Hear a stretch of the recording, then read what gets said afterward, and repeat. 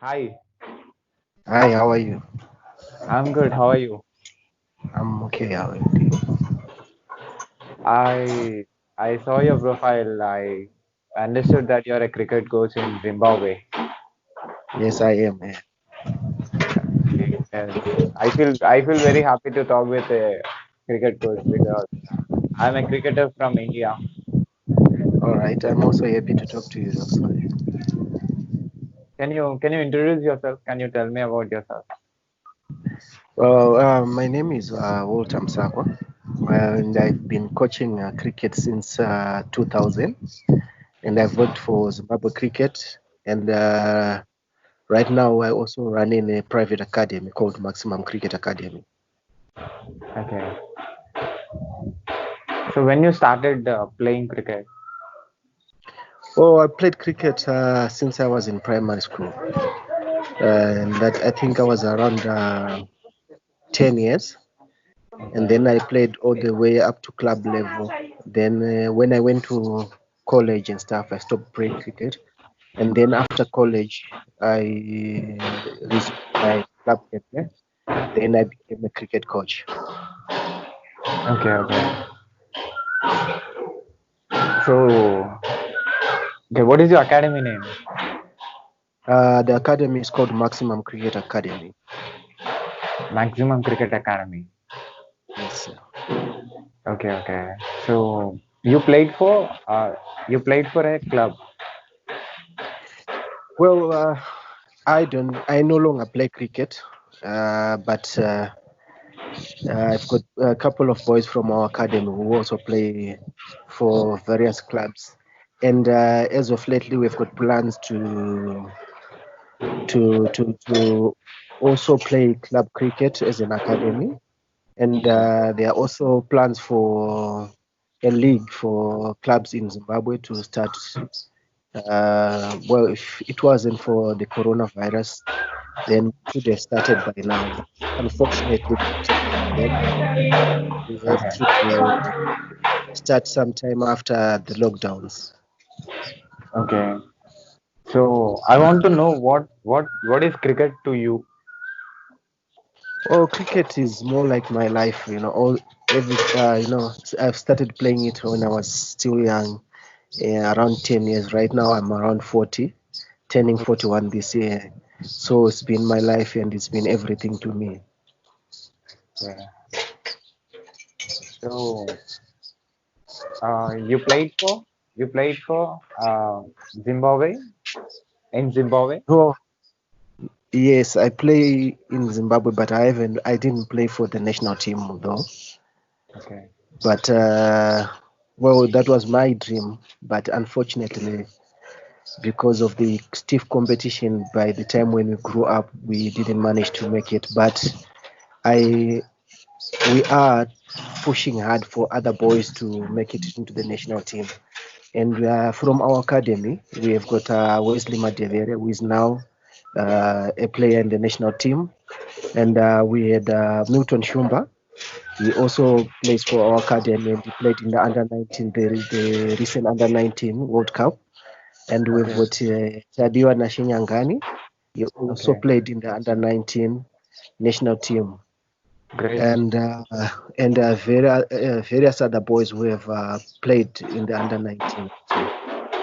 Okay. So under your coaching, under you, they started playing for the state and the national team. Yes, yes, Okay. yes. How do you teach? How do you teach to the players?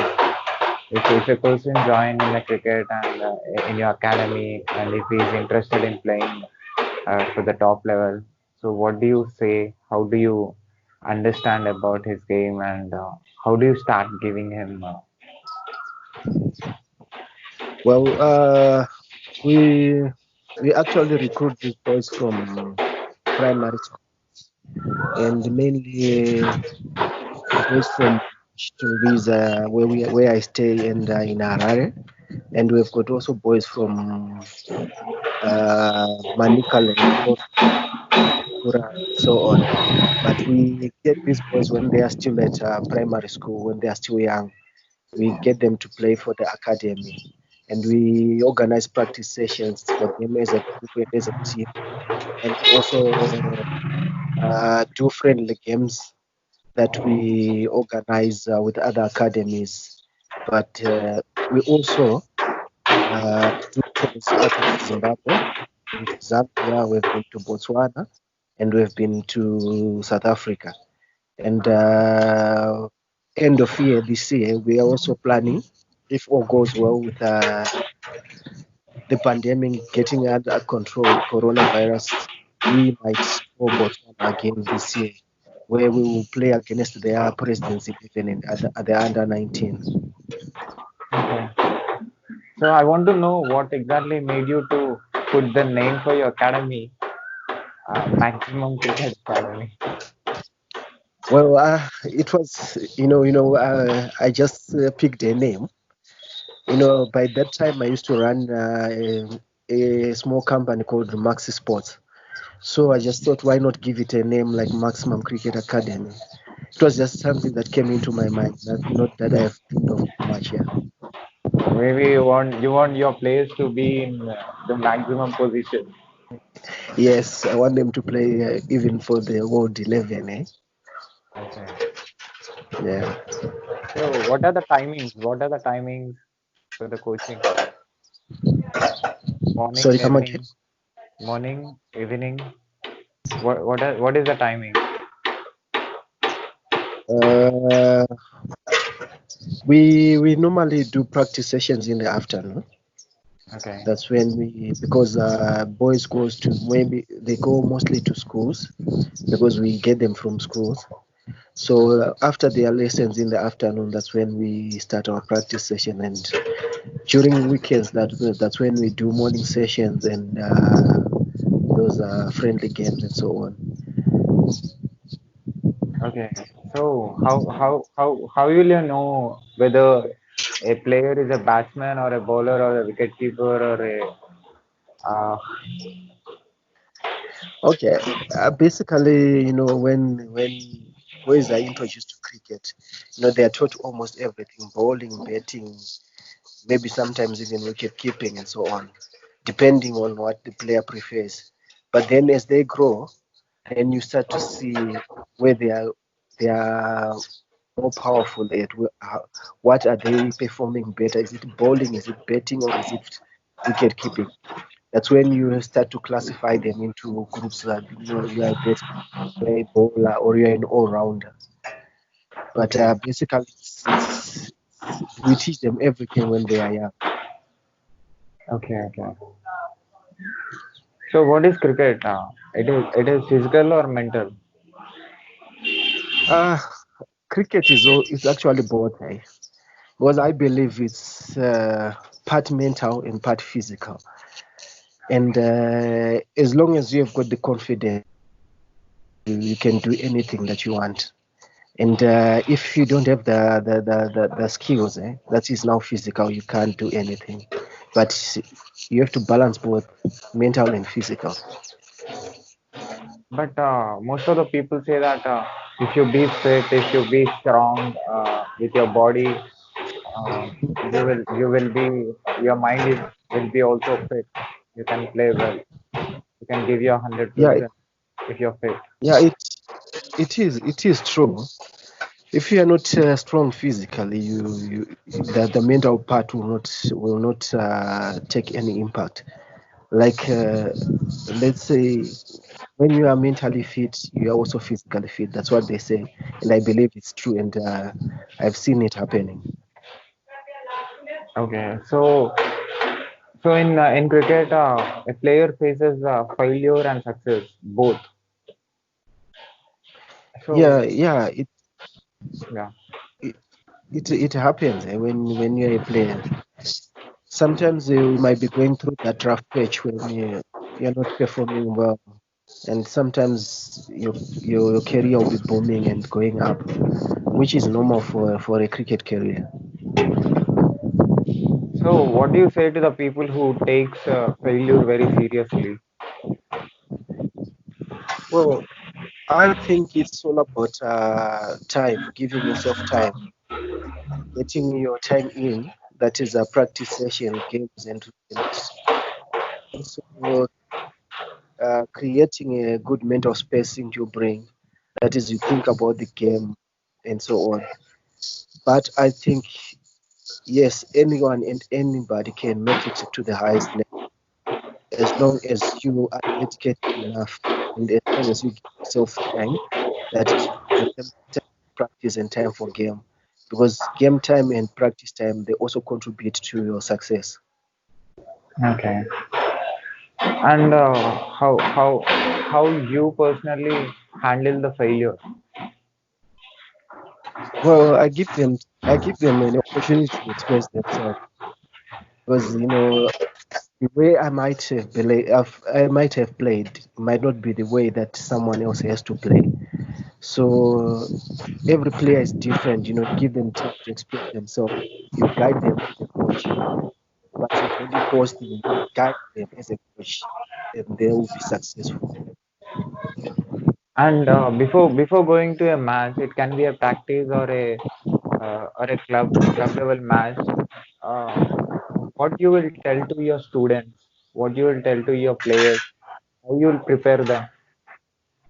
Well, before going to a match or a practice session, basically it's all about getting them to set the right mind frame. Just tell them we are here to have fun. We are here to express ourselves. Go and be yourself and express yourself in the game. Enjoy the game. Then all players will perform. Okay. So what is your success percentage? Well, I can't tell, but I think I've been successful because so far I think I've more than 20 boys who have played for the under 19 national team, and Okay. I've got guys who are also who have played and who are still playing franchise cricket, that is the first class level in Zimbabwe, and all the boys that we are now having gradually getting into the national team. So basically, we can say around 60 to 70% success rate. Great. And so 20 players have represented for under 19 national team. Yeah. Well, since I have been coaching, I started in 2000. Year 2000. 2000. That's about 20 years ago from now. Okay, okay. That's great. And what do you say to the people who are starting the cricket and to the people who are started the cricket and to the people who are already playing for the national team? Well, it all differs. Like I said, players also differ. You can, because as a coach, you have to be able to assess every player is different. You have to assess them mentally, physically, and also you have to check their background, that is their home and where they come from. So what you tell them differs according to their backgrounds, according to what they at the time and what they have to know for them to prosper. So, well, I tell them different things because of those kind of levels. Yeah.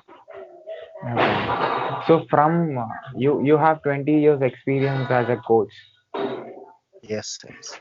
and what are the changes you have seen in the cricket, international cricket?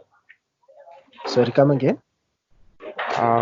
You have seen 20 years of cricket as a coach. Yes, yes, yes. So what are the changes you observed in the international cricket? Dangers. Yeah, in the international cricket level, what are the changes Okay. from 20 years since 20 years?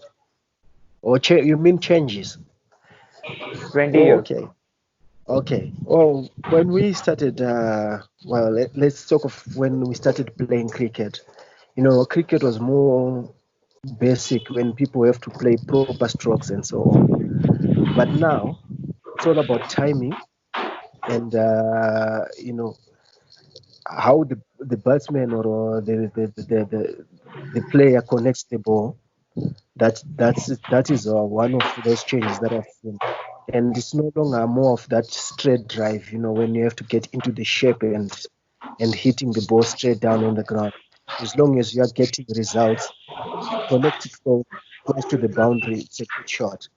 And when you're a bowler, you have to also think uh, whether to bowl it slow, quicker, a variation of pace, and so on, and whether to bowl it in the in swinger or the out swinger. So basically, I've seen a lot of changes, and I think it's also a good thing for cricket. It becomes more interesting and enjoyable to the people to watch. For example, the way AB de Villiers plays, Chris Gale, and so on, and the way Mahendra Singh Dhoni used to play his shot. It's actually marvelous. You could enjoy cricket more. So, what do you like personally? Which format? 5 day or 50 match or T20? Well, as a coach, I think I love all the formats. The 5 day games, they're so good for me, and the one days, the T20s.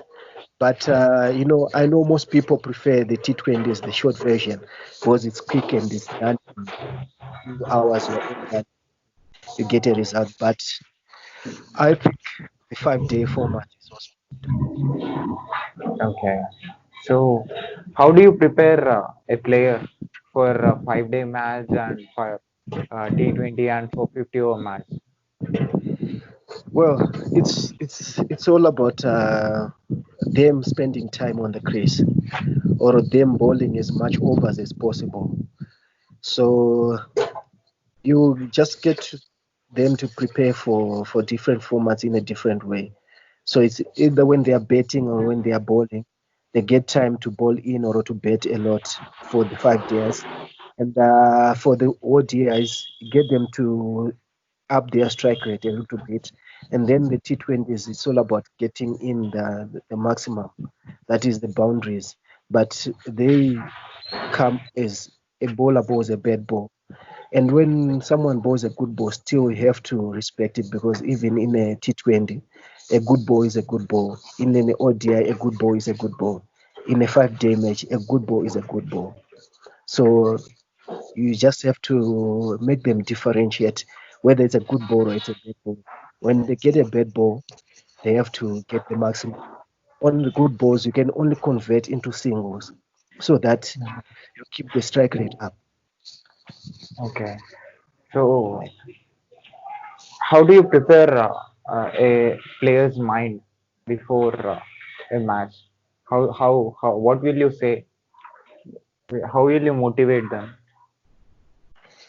Well, I will just tell them they should believe in themselves and always know that cricket it's actually more of a mind game.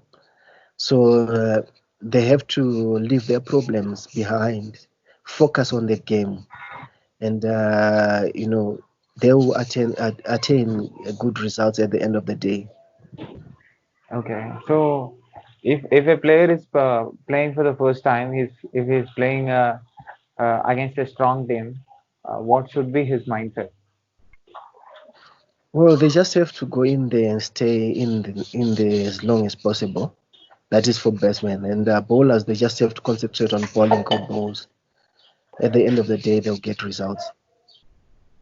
How food plays uh, a role in cricket? Food. Sorry, come again. What kind of food a player should take? Um, What kind I'm of I'm not food? food. Yeah, what Oh, kind you of mean food a food? player should take? Oh, Yeah. okay. Oh, okay. Well, uh, before and during game time, it's all about light food, but food that gives them maximum energy in their body. So basically, it's just simple light foods and nothing too heavy. Like here in Zimbabwe, we have got what we call sadza, that is mealie meal, and that's cooked from mealie. That's a bit too heavy. You can't have that a day before and during the game, and so they just have to eat light foods like pastas and maybe a little bit of rice and so on. Some carbohydrates and and they should take also a lot of water Okay. So and how much time a player should spend in the ground on the ground? in the ground Yeah, during game times or during practice. during practice. Well, basically, it's all about short and intense practice and effective practice.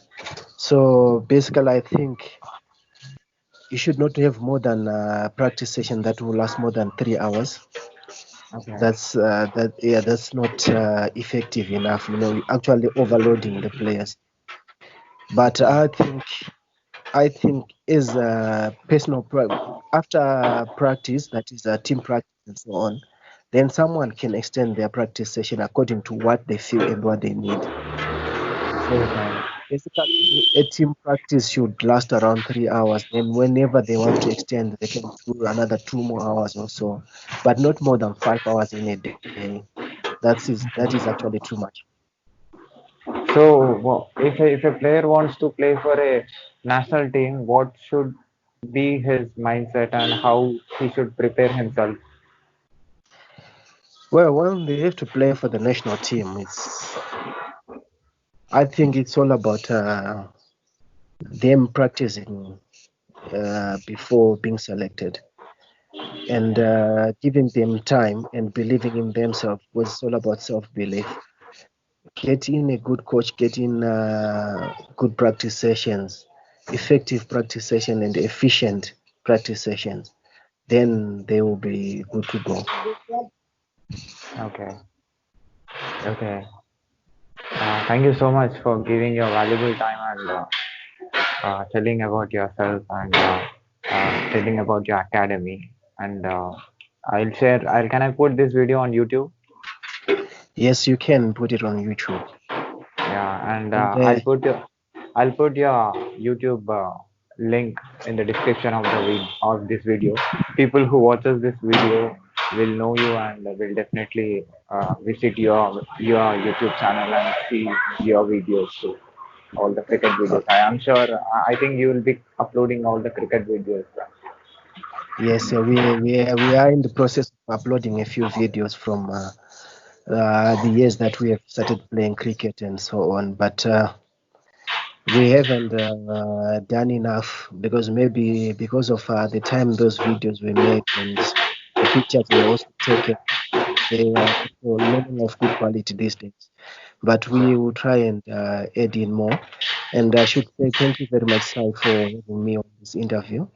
And I hope this will help other people and other guys who want to play cricket.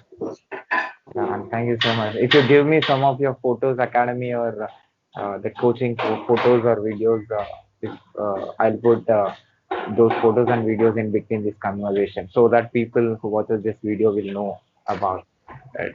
Yeah, Now, I will definitely share with them with you. yeah. Thank you so much. All right. Thank you, sir.